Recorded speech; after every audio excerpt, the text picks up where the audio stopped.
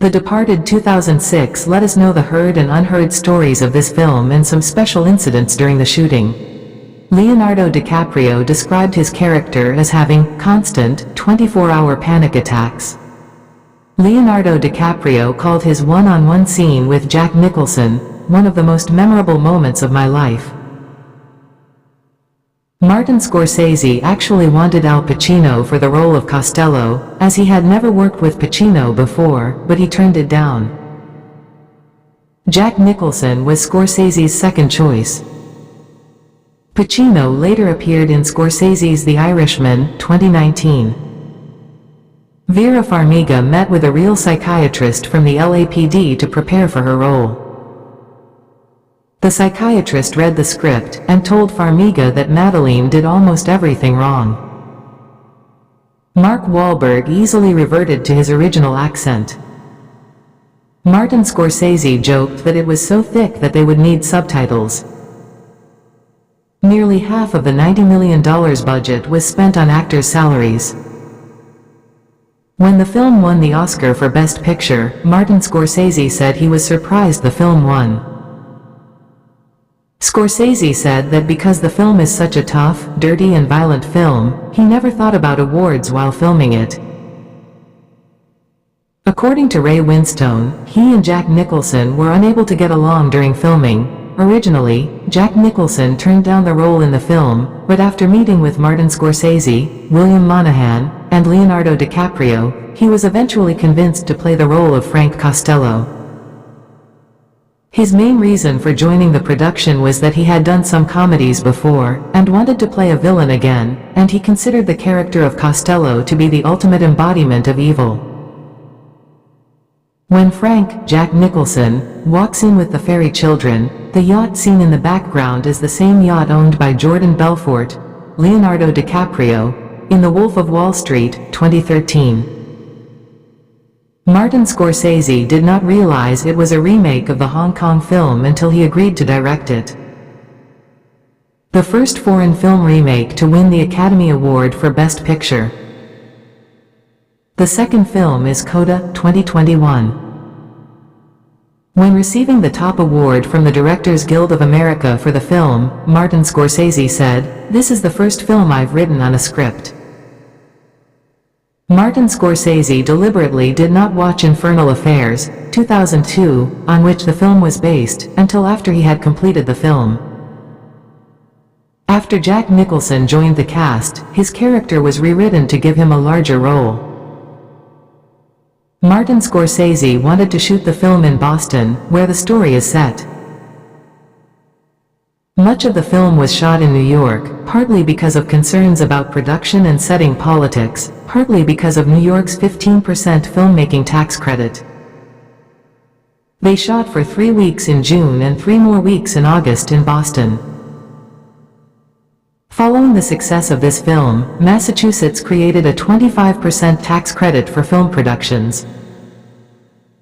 According to Martin Scorsese, the film was planned to be made on a low budget, but as more stars were added, its budget increased. Martin Sheen was one of the last cast members. He agreed to work in the film because he wanted to work with Martin Scorsese. One possible reason why Leonardo DiCaprio did not receive an Oscar nomination for his performance in the film was that Warner Bros. Initially did not want to give DiCaprio priority over his co-stars and wanted to keep him in the lead actor category. The studio preferred DiCaprio's lead performance in Blood Diamond, 2006, which ultimately earned him a nomination. DiCaprio refused to campaign against his male co-stars in the supporting actor category, so Warner Bros. did not purchase any supporting actor advertising for DiCaprio, and he did not receive a nomination. Originally, Brad Pitt was cast for the role of Colin Sullivan, but it was later replaced by Alejandro G. She left the film to work with Iñárritu in Babel, 2006. He continued producing the film under his, and his then-wife Jennifer Aniston's, production company Plan B. Matt Damon decided that his character should be impotent to counter Frank's masculine personality. Leonardo DiCaprio gained 15 pounds of muscle for the role of Billy Costigan. Leonardo DiCaprio visited Boston and met with Irish gang members. In the scene when Leonardo DiCaprio is at the airport, the little girl seen with the pink backpack is Martin Scorsese's daughter Francesca. As research for his character's occupation, Matt Damon worked with the Massachusetts State Police Unit from Boston. He accompanied them on regular patrols, participated in drug raids and was taught proper police procedures, such as how to search a suspect. Ray Liotta was originally cast in the role of Dignam, but he reluctantly declined due to other commitments. This is the third time that Martin Scorsese has used the Rolling Stones' "Gimme Shelter" in one of his films. It also appeared in Goodfellas, 1990, and Casino, 1995. Martin Scorsese finalized the film a week before its theatrical release. The third most worldwide commercially successful film of Martin Scorsese's career. Leonardo DiCaprio called Billy and Colin two sides of the same coin. After completing The Aviator, 2004, Martin Scorsese kept Alex Baldwin in mind for a future collaboration and ultimately decided to cast him in the role of Illurbee, which had previously been offered to Mel Gibson, but Gibson declined. Was unable to accept the role because he was working on Apocalypto at the time. 2006, screenwriter William Monahan envisioned a sequel to the film, stating that it would focus on aspects unseen in the first film, such as political corruption.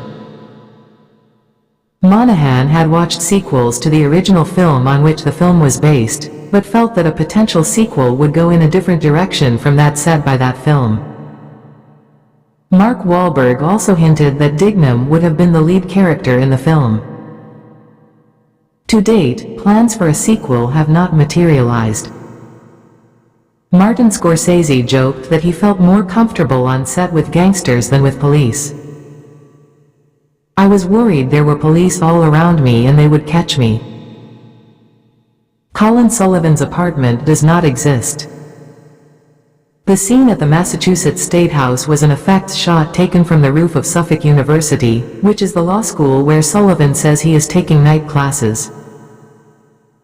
Cinematographer Michael Ballhaus evaluated the shots during pre-production. Martin Sheen and Leonardo DiCaprio traveled on the Red Line approximately 100 times to get enough shots of a scene. Leonardo DiCaprio was cast in the lead role in The Good Shepherd, 2006, but left it to play the role of Billy Costigan in this film. Then Matt Damon played this role. Robert De Niro turned down the role of Queenan to appear in The Good Shepherd, 2006. The first teaming of Jack Nicholson and Martin Scorsese. When Colin has dinner with Madeline, he says, "What Freud said about Irish people is that we are the only people who are impervious to psychoanalysis." Sigmund Freud. According to the FAQ section of the Freud Museum in London, there is no evidence that Freud said this. Quote, "The only documentation is written by Anthony Burgess in the preface to a book of Irish short stories." One of Freud's followers divided human psychology into two categories, the Irish and the non-Irish. It was Jack Nicholson's idea to film the scene of Frank Costello arriving at the opera. Nicholson also had the idea to include a black woman and a white woman in the scene. In the end, Frank regrets that he never had an heir, that he never had a son of his own. Previously, this was already visible when we see Gwen reading a book about trying to get pregnant. Originally, this remake was planned to star Brad Pitt as Colin Sullivan and Tom Cruise as Billy Costigan. Martin Scorsese wanted Matt Damon to play Sullivan because of his arrogant attitude and arrogance. Vera Farmiga was nervous about meeting Leonardo DiCaprio and Martin Scorsese. "You expect there to be a certain gulf between you and them, and there wasn't." Martin Scorsese agreed to direct the film because it reminded him of White Heat, 1949, a noir film starring James Cagney about an undercover officer involved with a charismatic gangster. Martin Scorsese originally wanted to cast a famous actress, Kate Winslet, Emily Blunt, Hilary Swank or Jennifer Aniston, for the role of Madeline. The F word and its derivatives are used 238 times. Real Mafia leader Frank Costello was a contemporary of Lucky Luciano and Meyer Lansky in New York City. Warner Brothers purchased the remake rights to Infernal Affairs, 2002, in 2003 for $1.75 million. Composer Howard Shore said that Martin Scorsese wanted the music to be tango-like, to reflect the nature of the deadly game the characters are playing. Thomas B. Duffy is a retired major of the Massachusetts State Police, who worked in Boston for nearly 30 years and specialized in organized crime. He was notably involved in the case against notorious South Boston Mafia leader James Whitey Bulger, on whom Frank Costello is partly based. Duffy appears as the governor, who gives a speech to the graduating police cadets. There was an unconfirmed sighting of Bulger, one of the FBI's 10 most wanted, in a theater showing the film by a deputy sheriff in San Diego, California. Bulger was captured in Santa Monica, California on June 22, 2011. He was living in an apartment complex just a few blocks from the production offices of GK Films, U.S., which produced Edge of Darkness, 2010, in which Duffy also appeared. 2 phone numbers are used in the film. The first is Billy's phone number, which is 617-869-1469. This appears when Colin Sullivan answers the phone. This is a real Boston number used by Sprint Spectrum. If someone calls it, you'll get a normal voicemail box, which is full. The second number is 311-555-2368, which was the phone number used in the telephone company's publications. Martin Scorsese said that he made the film to honor crime genre directors such as Robert Aldrich, Samuel Fuller, and Don Siegel. The newscaster seen reporting the news about the body dumped by Costello's gang was an actual newscaster from the Boston area at the time of filming. He reported for Boston's Warner Brothers affiliate station WB56. The roles of the triad boss and his translator were originally intended as cameos for Andy Lau and Tony Leung Chu Wai, stars of the original Infernal Affairs, 2002. At the beginning, when the main characters are at a police academy ballistics lecture, the large flip chart images visible in the background are the Warren Commission's display of President John F. Kennedy's head wounds, drawn by medical illustrator H. A. Rydberg after Kennedy's autopsy. Examiner Doctor produced under the direction of James Humes. Texas Governor John Connally was also riding in the car that day, and was also shot.